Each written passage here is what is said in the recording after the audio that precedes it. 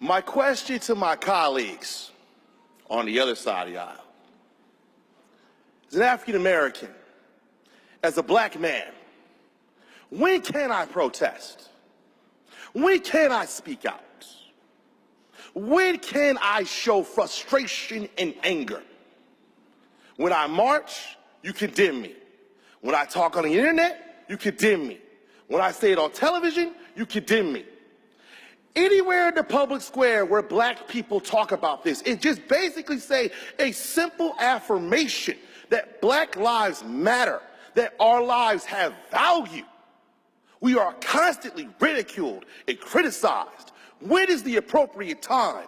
I would think the fact that it was an African American named Crispus Attucks who was the first sacrifice in what was the start of the Revolutionary War, that in every single conflict this country has ever had, black people have fought in it and fought with honor and valor, only to come home to discrimination and subjugation and oppression. I would think if anyone had the right to speak out against the injustices of America, it is black folks, because they have shed blood, sweat, tears, and toil for it.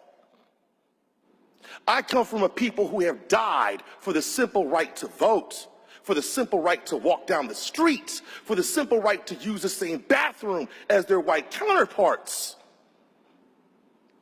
I have seen young men such as Damon Grimes in my city who was killed for riding an ATV. This was a child with a 4.0 GPA. Everything he was, everything he was going to be, everyone he was going to touch, every life that he was going to have impact for was snuffed out. And for what? A civil infraction?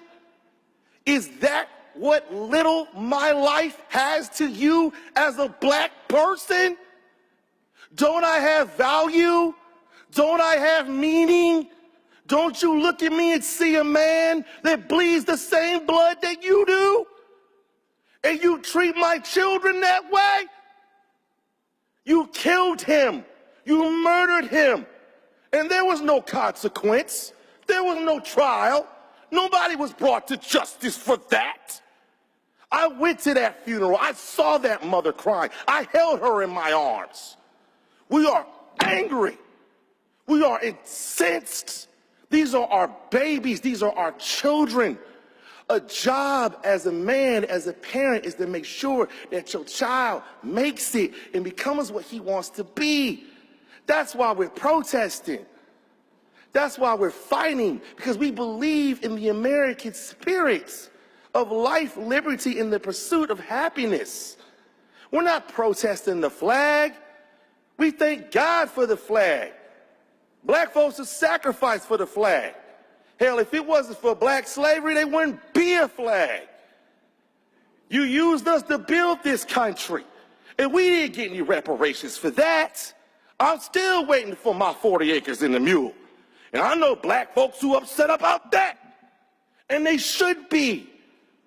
We're not protesting the flag. We are using this opportunity because we know what the flag represents, which is freedom of speech. We know what the flag represents because we have sacrificed the most for America to be what it is, because it was built on our backs. So when we do this and when we're out here in these streets and we talk about Black Lives Matter, it's not to say that other lives don't. It's just so that you see us and you understand that we have value in all the things that we have accomplished as black people. The clock, the almanac, the baby buggy, the carbon filament in the light bulb, the telephone, the shoe lasting machine. All these things were built by black folks. The internet with Phil Eman-Wally. All the things that we've done, all the things that we contributed, all the things that we sacrificed for as patriots, as fellow Americans and brothers in arms. All we're saying is just look at us. Love us the same way that we love you and love this country. That's all we're saying. We just want value. We just want to be heard. We just want our children to be able to walk up and down the street and not have to worry about them being killed and them being shot and them being murdered. That's it. Just value our lives, because Black Lives Matter. Thank you, Madam President.